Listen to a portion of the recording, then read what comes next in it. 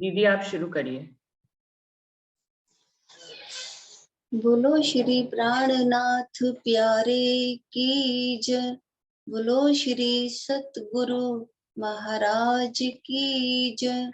सर्व सुंदर साथ की जय। प्रणाम जी, सभी सुंदर साथ जी के चरणों में प्रणाम जी।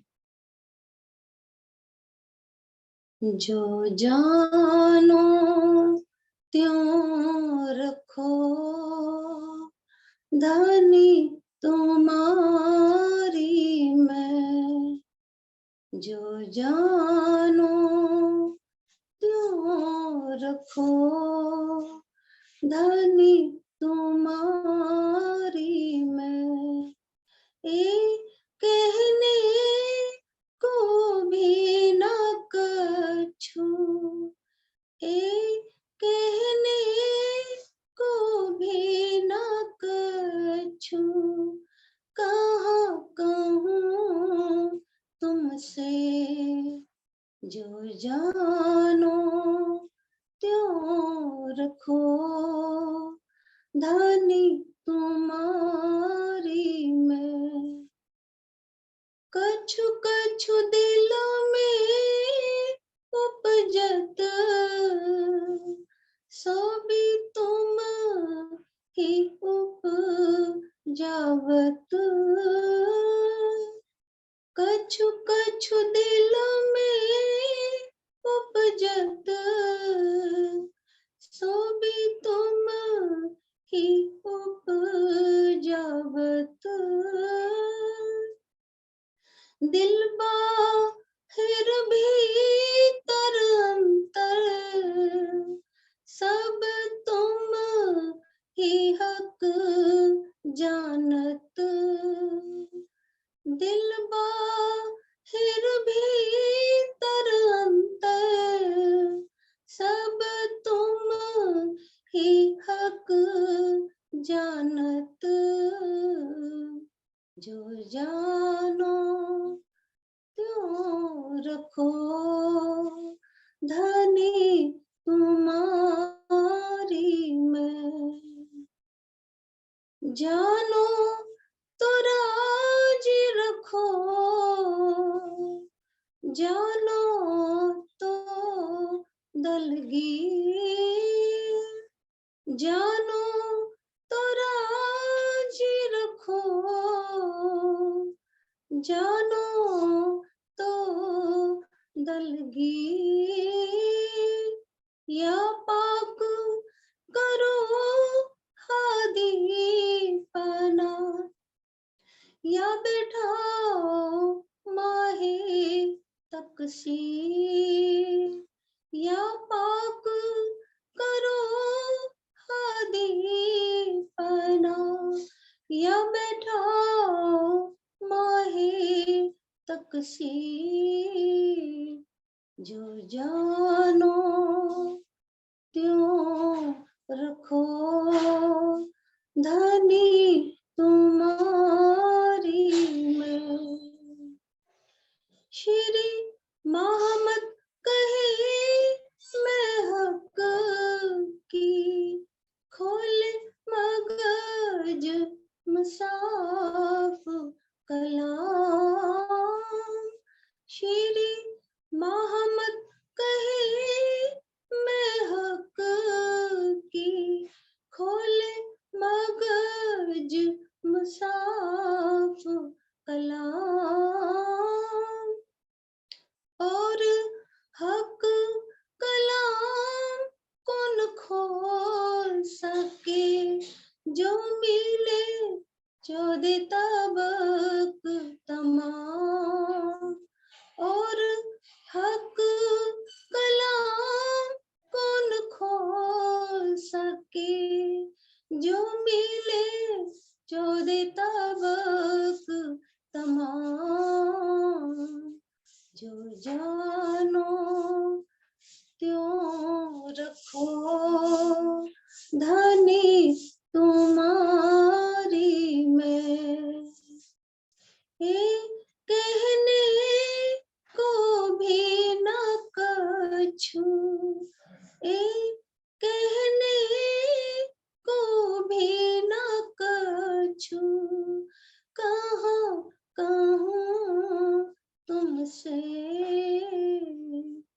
जो जानो त्यों रखो, धनी तुम्हारी मैं।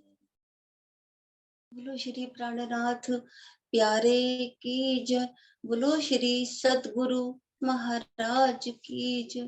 प्रणाम जी, सभी सुंदर साधु की चरणों में प्रणाम जी। प्रणाम जी विजया दीदी, धन्यवाद बहुत बहुत।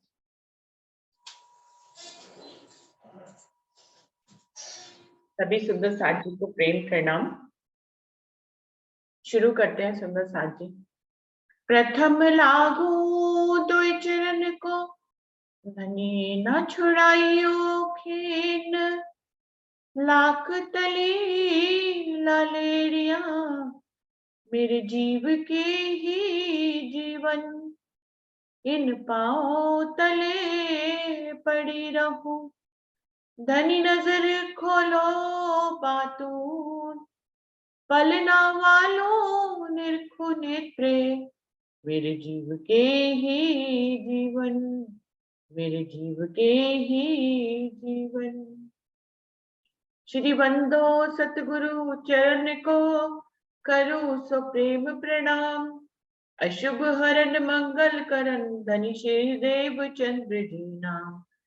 श्री प्राणनाथ निज मूलपति, श्री मेहराज सुनाम, तेज कुंवर श्यामा युगल, जी को पल पल करूं प्रणाम, पिया जी को पल पल करूं प्रणाम।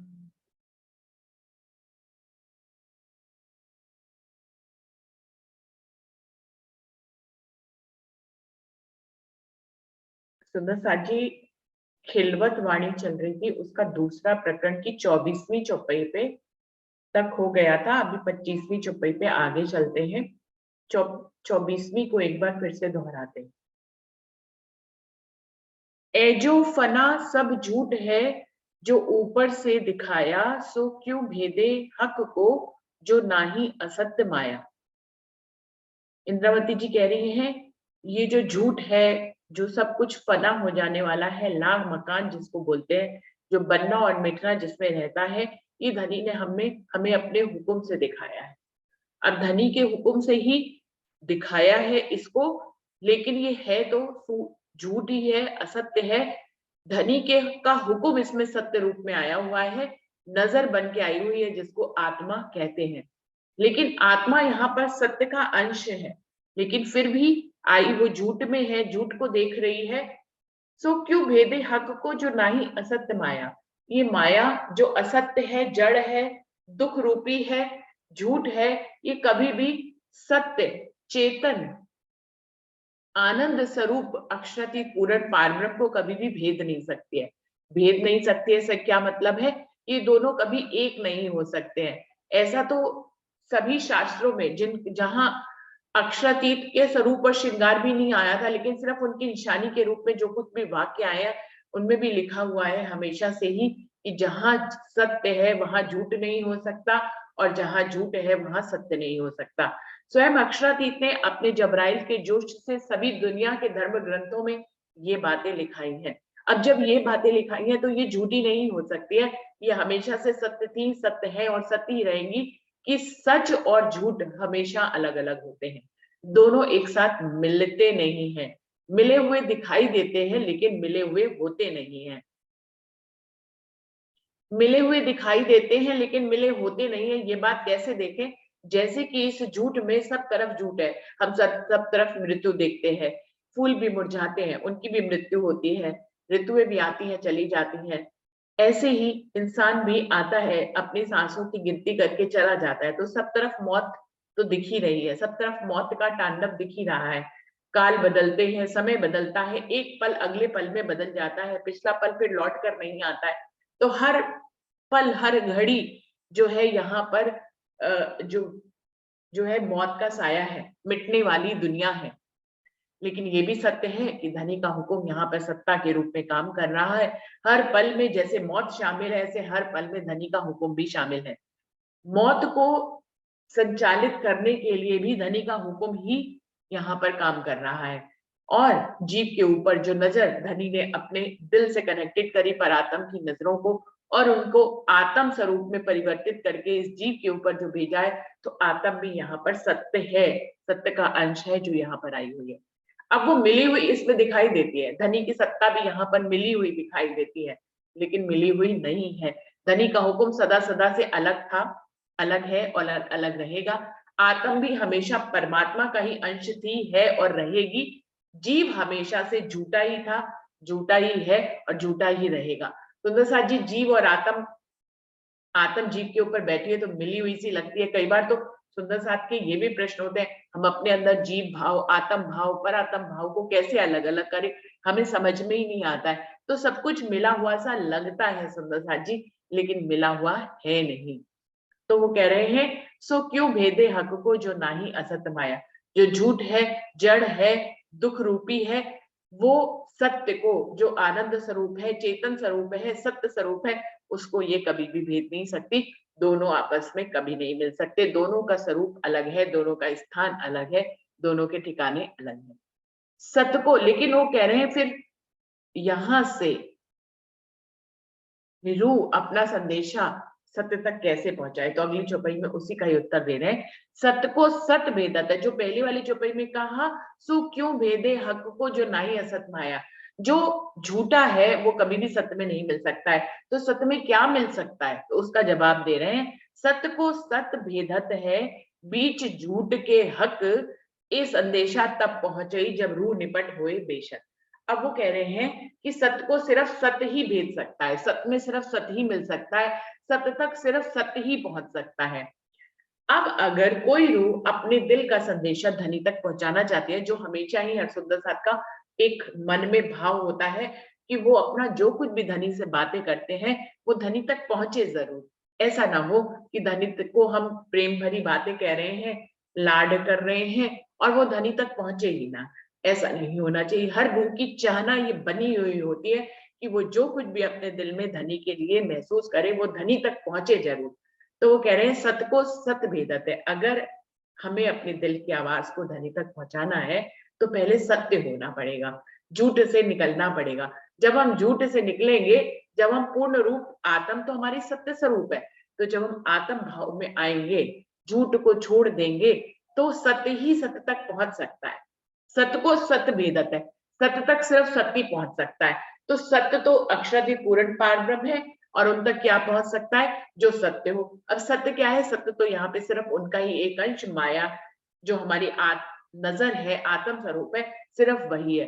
तो परात्म तक, परमात्मा तक कौन पहुंच सकता है, सिर्फ आत्म पहुंच सकती है, जीव नहीं पहुंच सकता है, ये हमारा शरीर नहीं पहुंच सकता है, हमारे यहाँ का अंतःकरण नहीं पहुंच सकता है, हमारा यहाँ का मन चित्त बुद्धि अहंकार नहीं पहुंच सकता है।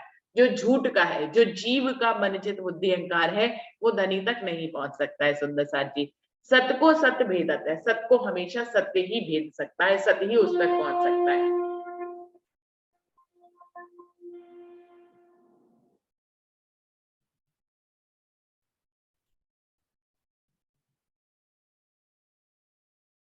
ये संदेशा तब पहुंचे ही जब रूह निपट होए बेसक।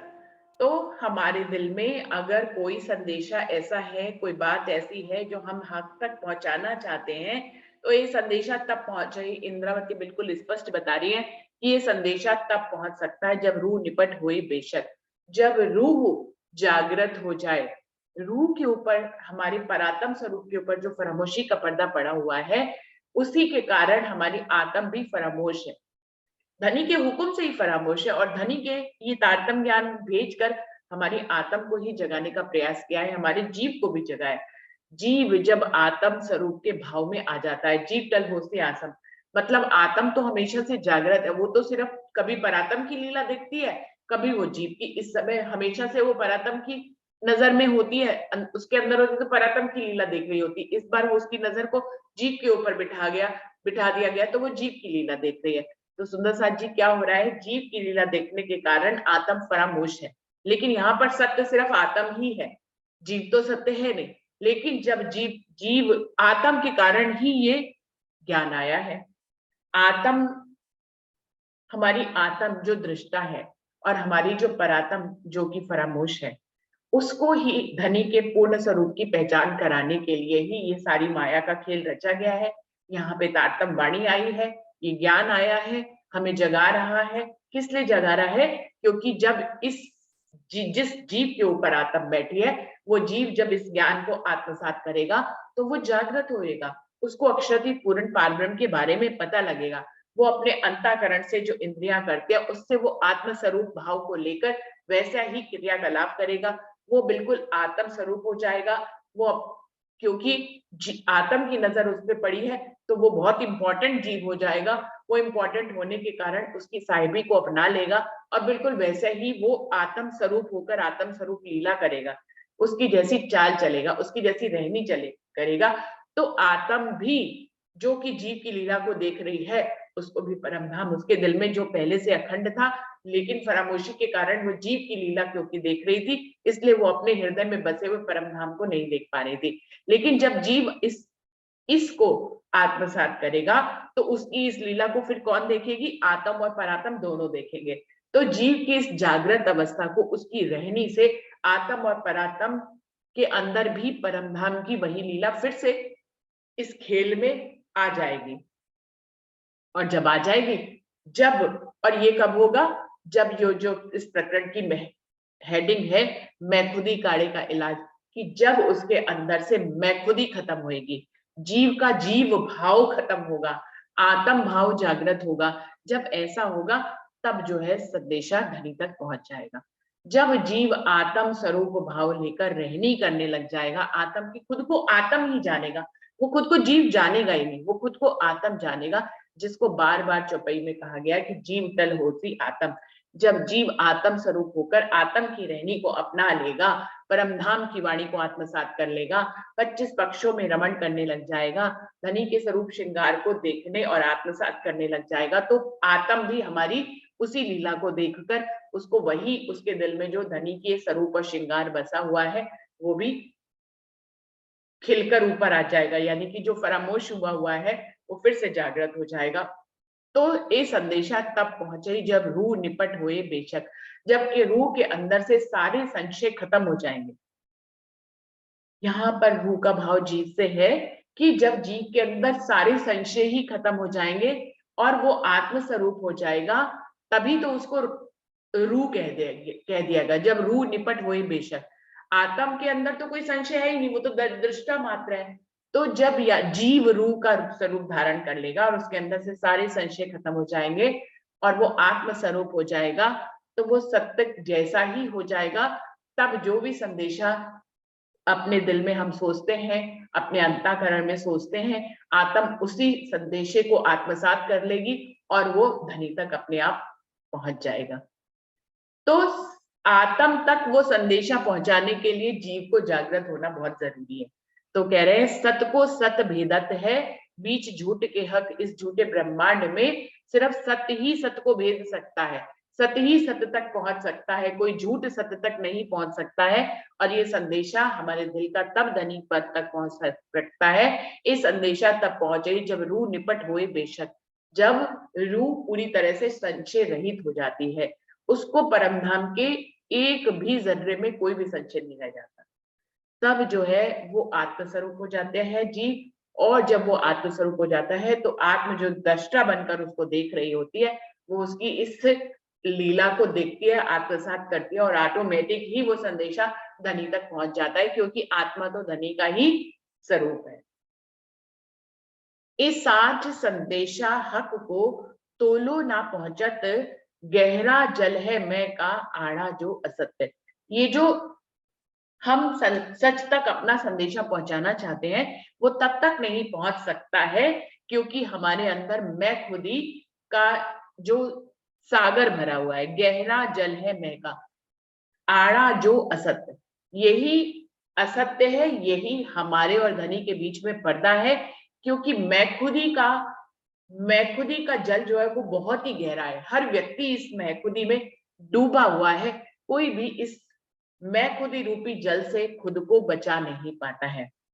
इस मैं खुदी रूपी जल से जब जीव खुद को बचाएगा, जागृत हो जाएगा, वाणी को आत्मसात करेगा, जब इस मैं खुदी से निकलकर वो जीव की मैं खुदी को छोड़कर आत्म रूपी मैं खुदी को ले लेगा, यानी आत्म स्वरूप हो जाएगा, तभी उसका संदेशा धनी तक पहुंच सकता है, क्योंकि सत को सत बिंदत है, सत्य तक सत ही जा सकता है, यानी कि आत्म ही सिर्फ संदेशा पहुंचा सकती है धनी तक, क्योंकि आत्म ही धनी का अंश है। तो गहरा जल है मैं का आड़ा जो असत्य, यही हमारे सामने आड़ा पर्दा है असत्य का। ये मैं खुद ही रूपी असत्य का पर्दा ही हमारे और धनी के बीच में है। ये जब तक नहीं हटेगा तब तक सत्य को हमारा संदेशा नहीं पहुंच सकता है, यानी अक्षरातीत के दिल तक हमारा संदेशा तब तक नहीं पहुंच सकता जब तक हम मैं खुद ही लिए हुए हैं। सीधा सीधा अर्थ ये। सो मैं झूठी दिल पर जब लग करे कुफर, सत्य संदेशा तौहीद को तोलो पहुंचे क्यों कर। ये जो मैं ये मैं वो मैं फलाना मैं ठिकाना, ये मैं झूठी दिल पर जब लग करे कुफर, जब तक ये झूठी मैं जो है हमारे दिल पर राज्य करेगी तो हमारे दिल में एक ताला ही लगा रहेगा। जब लग करे कुफ्र, ये कुफ्र करती रहेगी, कुफ्र मतलब बुरा काम। ये जो मैं खुद ही है ये हमारे अंदर जब तक जो है ये कुफ्र का काम करती रहेगी तब तक सत्य संदेशा तौहीद को तोलो पहुंचे क्यों कर, तब तक हमारे दिल की बात धनी तक नहीं पहुंच सकती, हमारा संदेशा धनी तक नहीं पहुंच सकता। तो आगे कह रहे हैं ए मैं क्यों ए मरत नहीं और कहावत है मुर्दा, आड़े जू नूर जमाल के यही है पर्दा। कितनी अच्छी बात कही गई है। हम किस मैं में जा रहे हैं जो खुद ही मुर्दा है। ये ब्रह्मांड सारा झूठा है, यहाँ की मैं खुद ही सारी झूठी है। तो ये जो जीव में मैं खुद ही आई है आदि नारायण से, ये जो मैं खुद ही आई है, हम इतना मैं खुद ही को सिर चढ़ाकर बोलते हैं, जबकि हमें ज्ञान से मालूम है कि ये मैं खुद ही अपने आप में एक झूठ है क्या मैं खुद ही कुछ भी नहीं है। एक पल में भी हटा सकते हैं लेकिन हटती नहीं है। तो ये मैं खुद ही जो झूठी है ये हमारे ऊपर कैसे कुफ्र किए जा रही है, वज्र के ऊपर वज्र गिराई जा रही है, हमें इसमें डुबोई जा रही है। अपने मैं खुद ही रूपी जल में हमें जो है डुबोई जा रही है। हम सांस भी नहीं ले पाते इस मैं खुद ही के लिए। मैं सांस ले रही हूँ ये भी कहने के लिए हमें मैं कहना पड़ता है। और वो कह रहे हैं किसको हम मारने चले, इस मैं खुदी को जो अपने आप में ही मुर्दा है ना। इस मैं खुदी का क्या अस्तित्व है, अगर इसको हटा दिया जाए तो इसका कोई अस्तित्व ही नहीं। मैं खुदी अपने आप में एक मुर्दा स्वरूप है और मुर्दे को ही हमने जिंदा कर रखा है अपने अंदर मैं करके। ये अपने आप में मुर्दा है। मैं क्यों ये मरद नहीं, सोचने वाली बात है। इंद्रावती जी कह रही है, कितनी तीखी बात कह रही है कि ये मैं हमारे अंदर से मरती ही नहीं है और कहावत है मुर्दा, जबकि इसको वाणी ने हमें ज्ञान रूपी बता दिया ये अपने आप में एक मुर्दा है। इसका कोई स्वरूप ही नहीं है, इसका कोई अस्तित्व तो नहीं है। जो खुद ही मुर्दा है उसको हम मारने की कोशिश कर रहे हैं। कितनी बड़ी बात है, मरे हुए को मारना क्या बात है।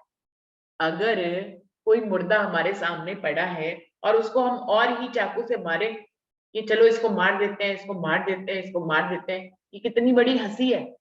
जो मुर्दा है उसको क्या ही मारना, वो तो पहले से ही मरा हुआ है।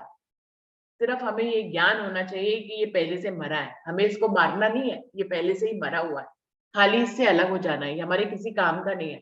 बिल्कुल ऐसी स्थिति, इतनी बेवकूफी भरी स्थिति हमारी है, जैसे कि हम मुर्दे को मारने चले और वो पहले से ही मरा हुआ है, जो मुर्दा पहले से ही मरा है उसको हम दोबारा से मारें, तो ये कितनी बड़ी बेवकूफी होगी। हमें उसे मारना नहीं है, हमें उससे अलग हो जाना है। सुंदर साथी, हमें इस ज्ञान से भर जाना है कि ये मुर्दा है, इसको मारा नहीं जा सकता, इसको जिंदा ही क्यों करना है। और हमने यही बेवकूफी कर रखी है कि जो मैं खुद ही अपने आप में मुर्दा है उसको हम मारने चले हैं, जो पहले से ही मरा उसको हम मार रहे हैं। दूसरी बात ये, मार इसलिए रहे क्योंकि उसको हमने अपने ही सोच से, अपनी ही समझ से उसको अपने अंदर जिंदा कर रखा है। जो पहले से ही मुर्दा उसको हम जिंदा करके बोलते हैं मैं ये मैं वो मैं फलाना मैं ढिकाना। तो हमने उसको उस मैं को, उसको जो अपने आप में मुर्दा है उसको हमने खुद ही जिंदा किया है। कितनी बड़ी बेवकूफी है कि हमने खुद ही जिंदा किया, फिर हम उसे खुद ही मारने चलते हैं, मरे हुए को मारने चलते हैं। पहले मरे हुए को हम अपने अंदर जिंदा कर लेते हैं, फिर मरे हुए को हम अपने अंदर मारते हैं।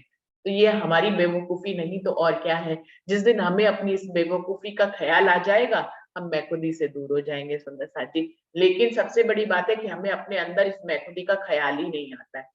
हम कितनी बड़ी बेवकूफी बेवकूफी हर पल हर घड़ी कर रहे हैं, इसका एहसास हमें नहीं है। हम हर पल हर घड़ी कितने बेवकूफ बन रहे हैं, इस मैं खुदी से इसका ख्याल हमें ही नहीं है। मैं क्यों मरत नहीं, और कहावत है मुर्दा, जबकि ये मुर्गा है। आड़े नूर जमाल के यही है पर्दा। धनी और हमारे बीच में यही एक पर्दा है मैं खुदी का, जो अपने आप में मुर्दा है, मरी हुई है। मरी हुई मैं खुदी का पर्दा हमने टांग रखा है, जिंदा मैं खुदी का नहीं, मरी हुई मैं खुदी का।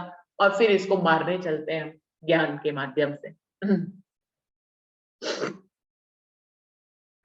ए पट नीके पाइया जो मैं को उड़ावे कोई, ए दृढ़ हक के कर दिया अब जुदा हक से होए। वो कह रहे हैं ए पट नीके पाइया जो मैं को उड़ावे कोई। कोई भी सुंदर साथ हम में से कोई भी ऐसा सुंदर साथ जिसके ऊपर आत्म आई हुई है, उसने अपने अंदर से अपनी मैं खुदी को यदि हटा लिया, बड़े यत्नों से करके उसने अपने अंदर अपनी मैं खुदी को हटा लिया, जड़ मूल से अपने अंदर मैं खुदी को उड़ा लिया, हटा दिया, तो वो इस पर्दे को अच्छी तरह से समझ जाएगा कि पर्दा था ही क्या मेरे और धनी के बीच में। इस मुर्दा मैं खुदी का, इस मुर्दा मैं खुदी का पर्दा, जो कि स्वयं में मुर्दा है, जो कि ना के बराबर है, उसी को ही हमने पर्दा बनाया हुआ था। तो हमारे और धनी के बीच में है ही क्या पर्दा, इस मैं खुदी का है, जो अपने आप में मुर्दा है। इसको एक पल में भी हटाया जा सकता है। तो ऐसे ही तो कहा गया, पंजाबी में एक कहावत है कि धनी दा की पाना, एथू छट के ओथू लाना। कितना सरल है, धनी को पाना कितना सरल है, सिर्फ इधर से अपने आप को हटाकर उस तरफ लगाना है, बस इतना सा ही किस्सा है। पूरी वाणी का सिर्फ एक ही ज्ञान है, एक ही चौपाई में आ जाता है कि कुछ भी नहीं करना है, इधर से अपने आप को हटाकर उधर लगाना है। लेकिन बस हम इतना भी नहीं कर पाते हैं। वो कह रहे हैं जो हम में से होशियार एक होगी रूह, जो कि अपने अंदर से मैं खुदी को हटा लेगी, वो इस पर्दे को अच्छी तरह से पहचान जाएगी कि ये तो पर्दा कुछ था ही नहीं, जबरदस्ती में पूरा जीवन बिता दिया इसको हटाने में। एपट नीके पाइये जो मैं को उड़ावे कोई, जो अपने अंदर से इस मैं खुदी को उड़ा देगा, खत्म कर लेगा, वो इस पर्दे को बहुत अच्छी तरह से पहचान जाएगा। ए दृढ़ हक कर दिया अब जुदा हक से हुए। इंद्रावती जी कह रही है, ये अपने लिए बात कह रही है। उन्होंने अपने और धनी के बीच में इस मैं खुदी के पर्दे को कब का हटा दिया है, तभी तो उनको धनी का हफ्सा में नूरी स्वरूप दिखा। फिर उन्हीं के ही धाम हृदय को धनी कर अपना अर्श करके बैठे हुए हैं, और उनसे ही सारी वाणी हमें समझाने के लिए बुलवा रहे हैं। ए दृढ़ हक के कर दिया अब जुदा हक से। अब तो धनी ने मुझे दृढ़ ही कर दिया, अपने स्वरूप में लगा ही लिया है, इस मैं खुदी को हटाकर इस पर्दे की अच्छी तरह से पहचान कराकर मुझे अपने आप में दृढ़ कर लिया है, अपने आप में लगा लिया है। अब जुदा हक से हुए, अब तो मैं जो है ये बिल्कुल ही मुझसे जुदा हो गई है और मैं धनी में मिल गई हूँ। अब जुदा हक से हुए, अब निश्चित रूप से मैं धनी में मिल गई हूँ, और ये काल माया का ब्रह्मांड जो बढ़ने मिटने वाला है, ये मैं खुदी जो अपने आप में मुर्दा है और छूटी है, वो मुझसे अलग हो गई है। मारा मारा कया काड़ा कया और कया हो जुदा, यही मैं खुदी तले तब बाकी रहा खुदा। मैं खुदी कहाँ अंदर तक बहुत गहरे तक काम करती है सुंदर साथ जी, जो हम लोगों ने इस विषय पे भी बात करी थी कि स्थूल सूक्ष्म कारण महाकारण यहाँ तक मैं खुदी काम करती है सुंदर साथ जी। तो मैं खुदी को हटाने का ये जो प्रयास इस प्रकरण में हमें बताया गया है, इतनी सारी बातें जो इंद्रावती जी ने कही है, इससे हर रूह इस चाल पर चलना चाहती है कि वो अपने अंदर से मैं खुदी को खत्म कर ले। तो सुंदर साथ जी, मैं खुदी को खत्म करने के लिए भी हम जब अपने इस प्रयासों में लग जाते हैं कि मुझे अपने अंदर से मैं खुदी खत्म करनी है, तो इसमें मैं खुदी तो एक मैं खुदी होती है। हम ये कहते हैं मैं खुदी को निकाल रही हूँ, मैं खुदी को अपने अंदर से हटा रही हूँ, और मैं खुदी से जुदा हो गई हूँ। जब ये भी बात नहीं रहती है, मैं खुदी की इतनी गहरी बात भी नहीं रहती है, यही मैं खुदी तले तब धनी अक्षरातीत खाली रह जाते हैं। मतलब हमने अगर अपने अंदर से मैं खुदी खत्म करी, तो फिर उसको बोलना भी बंद करना है कि मैंने मैं खुद ही खत्म कर दी, इस यहाँ तक इसको बोलना बंद करना है। फिर इसको सोचना भी बंद करना है कि मैंने अपने अंदर से मैं खुद ही खत्म करी। मान लीजिए हमने मैं खुद ही खत्म करी, इसमें रहने में आ भी गए, लेकिन हमने हर तरफ अगर यही कह दिया कि मैंने तो अपने अंदर से मैं खुद ही खत्म कर दी, मैं तो अब हुक्म ही हुक्म गाती हूँ, मैं तो सब कुछ अब धनी के ऊपर छोड़ रखा है। हम लोग यही तो करते हैं, हम रोज हुक्म की बातें करते हैं। और हुक्म की बात किस लिए करते हैं कि हमारे अंदर भी हम अपने ऊपर कुछ नहीं लेते। ना भैया हम सुबह उठ पाते हैं, ना हम ज़ूम मीटिंग में आ पाते हैं, ना हम कुछ कह पाते हैं, ना हम कुछ सुन पाते हैं, ना हम भजन गा पाते हैं, ना हम कीर्तन गा पाते हैं, हम तो कुछ नहीं करते, जो कुछ करता है धनी का हुक्म ही करता है। ऐसा हम दिन रात कहते हैं। तो ये हम क्या करते हैं, हम सब कुछ धनी के हुक्म के ऊपर डालते हैं और अपनी महफूदी नहीं लेते हैं। बहुत अच्छी बात है सुपरस्टार जी, लेकिन हम ये जो कहते हैं ना, ये भी महफूदी है। तो वो कह रहे हैं इस बात को कहना भी बंद करना है। और कहना कब बंद होगा, जब हम इसके बारे में सोचना बंद कर देंगे। जब हम सोचेंगे नहीं कि हमने मैं खुद ही निकाल दी, ऐसा हम सोचेंगे भी नहीं। जब नहीं सोचेंगे तो कहने में भी नहीं आएंगे। और जब सोचेंगे ही नहीं, जब कहेंगे ही नहीं, कह के सब बेकार कर देते हैं। और कहते इसलिए क्योंकि हमारे अंदर वैसी सोच चल रही होती है कि हमने तो भैया ये कर दिया, हम तो सब कुछ हुक्म के ऊपर डाल देंगे, हमारी तो कोई औकात ही नहीं है, जो कुछ है वो धनी का हुक्म है, हमारी कोई औकात नहीं है, जो कुछ है धनी का हुक्म है। इसमें भी एक महफूदी है कि हमारी तो कोई औकात ही नहीं है। तो हम ऐसा सोचते हैं, फिर हम मुंह से कह देते हैं। जब यहाँ तक की भी महफूदी खत्म हो जाए कि हम उसको कहना भी बंद कर दें, हम उसको सोचना भी बंद कर दें, हम उससे बिल्कुल, उससे हमारा कोई मतलब ही नहीं है, करें सब लेकिन उससे कोई मतलब ना रखें कि हमने सोचना है कि हमने मैं खुदी को निकाला है। जब सोच तक भी मैं खुदी हमारे दिल और दिमाग से खत्म हो जाएगी, तब बाकी रहा खुदा, तब सिर्फ अक्षरातीत पूर्ण पार ब्रह्म हमारे दिल में रह जाएंगे, कोई और मैं खुदी का कोई स्वरूप नहीं रह जाएगा। तो कह रहे हैं मारा कया, काड़ा कया और कया हो जुदा। हमने ये कहा कि हमने मैं खुदी को मार दिया, हमने उसको तो अपने अंदर से निकाल दिया, हम तो उससे जुदा हो गए। यही मैं खुद ही डले। जब ये कहना, ये सोचना, ये बोलना सब बंद हो जाएगा, तब बाकी रहा खुदा, तब सिर्फ अक्षरातीत रह जाएंगे और मैं खुद ही अंदर से खत्म हो जाएगी। पहले पी तो शरबत मौत का, कर तहकीक मुकर्रर, एक जरा जिनसक रखे पीछे रहो जीवत या मर। इंद्रावती जी कह रही है, हे मेरी आत्मा, हे मेरी जीव, हे मेरे जीव, पहले पी तू शरबत मौत का, तुझे सबसे पहले मौत का शरबत पीना पड़ेगा। ये मेरे अंदर के जीव, तेरे अंदर जो मैं खुदी है, उसको मौत का शरबत पीना पड़ेगा। सबसे पहले मैं खुदी को जो खत्म करने के लिए क्या करना पड़ेगा, मैं खुदी को ही हटाना पड़ेगा। मैं खुदी को हटाने का मतलब है कि हम रहे ही नहीं।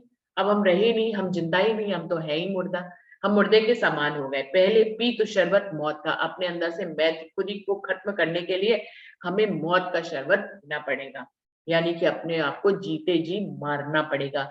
जब हम जीते जी मर जाएंगे तो कहने में भी नहीं आएंगे और सोचने में भी नहीं आएंगे। जब हम जीते जी अपने आप को मार लेंगे तो हम ऐसा सोचेंगे नहीं कि हम मर गए हैं, और हम ऐसा कहेंगे भी नहीं। लेकिन ये मौत रूपी शरबत हमें पीना पड़ेगा कि ना, एक तो हमें अपने अंदर से मैं खुद ही हटानी है, फिर उसको कहना भी नहीं है, फिर उसको सोचना भी नहीं, तो पूरी तरह से मुर्दा हो जाना है। पहले पी तो शरबत मौत का, कर तहकीक मुकर्रर, तब सब कुछ जो है, जो अक्षरातीत पूर्ण पार ब्रह्म है, वो हमारे अंदर तहकीक हो जाएगा, मुकर्रर हो जाएगा, वो पूर्ण स्वरूप से हमारे अंदर आ जाएगा। स्थान खाली हो जाएगा, जो स्थान मैंने भर रखा था, वो मैं खुद ही हटते ही वो स्थान खाली हो जाएगा। और जब खाली हो जाता है स्थान, तो अक्षरातीत पूर्ण पार ब्रह्म प्रकट हो जाते हैं। वो प्रकाशमयी है, वो चेतन है, वो हमेशा से थे हमारे दिल में, सिर्फ मैं खुद ही का पर्दा पड़ा होने के कारण वो अक्षरातीत का स्वरूप जो हमारे दिल में हमेशा से बसा हुआ है, हमारे आत्म के स्वरूप में बसा हुआ है, वो हमें दिखाई नहीं देता था मैं खुद ही के कारण। मैं खुद ही हटते ही प्रकाश प्रकट हो जाता है। अंधकार क्या है, प्रकाश क्या है? हम कहते हैं कि अंधेरे को हटा दीजिए, प्रकाश तो हमेशा से था, है और रहेगा। प्रकाश कभी खत्म नहीं हुआ था, अंधेरा सामने आ गया था। जैसे ही लाइट जलाई, अंधेरा खत्म हुआ और लाइट तो पहले से ही थी। बिल्कुल ऐसे ही हमारे धाम हृदय में धनी की बैठक हमेशा से थी, है और रहेगी। हमें एहसास नहीं है क्योंकि हमारे अंदर मैं खुदी है। जैसे ही मैं खुदी हटेगी, अक्षरातीत पूर्ण पारब्रह्म हमारे हृदय में प्रकट हो जाएंगे, दिखने लग जाएंगे, जो कि हमेशा से थे। उनको कहीं से आना नहीं है, हमारे हृदय में प्रकट होकर जो कहीं से आएंगे, हम मैं खुद ही हटाएंगे तो धनी आएंगे तो हमें दिखाई देंगे। ऐसा कुछ नहीं है सुंदर साथ जी। धनी हमारे इस दिल को हमेशा से आत्म के दिल में धनी थे, हैं और रहेंगे। जीव कसम करने के कारण, उसकी मैं खुदी को अपनाने के कारण आत्म के जो धाम हृदय में धनी विराजमान है वो हमें दिखाई, अपने अंदर हमारी आत्म के अंदर जो धनी की बैठक है वो हमें दिखाई नहीं देती है। जैसे ही मैं खुदी रूपी अंधकार का पर्दा हमारे आगे से हटता है, प्रकाश रूपी अक्षरातीत पूर्ण पारब्रह्म प्रकट हो जाते हैं। पहले पी तो शरबत मौत का, कर तहकीक मुकर्रर, एक जरा जिन शक रखे पीछे रहो जीवत क्या मर। कर तहकीक मुकर्रर, आपको सब कुछ दृढ़ निश्चय हो जाना चाहिए, कोई भी संशय नहीं रह जाना चाहिए। जब मौत का शरबत पी लिया फिर सब कुछ निश्चित हो जाना चाहिए। एक जरा जिन शक रहे हमारे दिल में, धनी के प्रति कोई भी संशय नहीं रह जाना चाहिए, पीछे रहो जीवत या मर। अब आप मुर्दे के समान हो गए, आपने मौत का शरबत पी लिया, सब कुछ तहकीक हो गया, कोई संशय नहीं रहा, हम मुर्दे के समान हो गए, तो हम जीवित हो जाएंगे। यानी कि हर जैसे ही हम मुर्दा हुए वैसे ही हम जागृत हो जाएंगे। जैसे ही हम मुर्दा हुए, अक्षरातीत पूर्ण पारब्रह्म का स्वरूप हमारे हृदय में प्रकट हो जाएगा, हम उसी में मिल जाएंगे, हम उसका दीदार करेंगे, हम जीवित हो जाएंगे। तो मरना ही जीने का एक कड़ी है। जब मरते हैं तभी असली जीते हैं, और जब जीते हैं, जब तक मरे हुए को जीवित किया हुआ है, अपने अंदर मरी हुई जो पहले से ही मुर्दा है मैं खुद ही उसको जीवित कर रखा है, तब तक हम असल में जीवित नहीं है। तब हम, क्योंकि हमने मरी हुई मैं खुदी को अपने अंदर जिंदा किया हुआ है, तो हम मैं खुदी के ही वश में, तो हम असली में कहाँ जी रहे हैं, हम मुर्दे जैसे ही, हम भी मरे हुए हैं। असली में कब हम जीवित होंगे, जब हम अपने अंदर से मैं खुदी रूपी पर्दे को हटा देंगे, निशंक हो जाएंगे, तो हम मर जाएंगे, और जब हम मर जाएंगे तो हम असली में जिंदा हो जाएंगे। एही पट आड़े तेरे और जरा भी नाहे, तो सुख जीवत अर्ज का लेवे ख्वाब के माही। यही पर्दा है, कोई और पर्दा नहीं है, इंद्रावती जी कह रही है। और जरा भी ना है, कुछ और है ही नहीं। एही पट आड़े तेरे और जरा भी ना है, और जरा कुछ और भी नहीं है। तो सुख जीवत अर्श का लेवे ख्वाब के माहे, जो अपनी मैं खुदी को मारकर, यहाँ तक कि सोचने में भी खत्म हो जाए वो मैं खुदी, यहाँ तक जो अपनी मैं खुदी को मारकर खुद को मुर्दा कर लेगा, वो धनी की तरफ जीवित हो जाएगा। तब वो जीवित परमधाम के, जीवंत चेतन परमधाम के सुखों को इस ख्वाब में बैठे बैठे ले सकता है। तो सुख जीवत अर्श का लेवे ख्वाब के माए, वो ख्वाब के अंदर बैठे बैठे उस परमधाम के सुखों को यहाँ पर ले सकता है, अपने सत्य के संदेशे को धनी तक पहुंचा सकता है। ये वो सब कुछ कर सकता है यदि उसके अंदर से मैं खुदी खत्म होती है। तो मैं खुदी को खत्म करना सबसे पहला काम है, और धनी और हमारे बीच में सिर्फ एक यही पर्दा है। तो सुख जीव तर्श का लेवे ख्वाब के माए। सुंदर सा जी, समय एकदम खत्म हो रहा है, जबकि 3 ही चौपाई रह गई है, लेकिन 32वीं चौपाई पे आज समाप्त करते हैं। बाकी की 3 चौपाइयों को हम लोग कल ले लेंगे, क्योंकि चौपाइयां इतनी गहरी हैं, किसी भी एक चौपाई को बहुत ही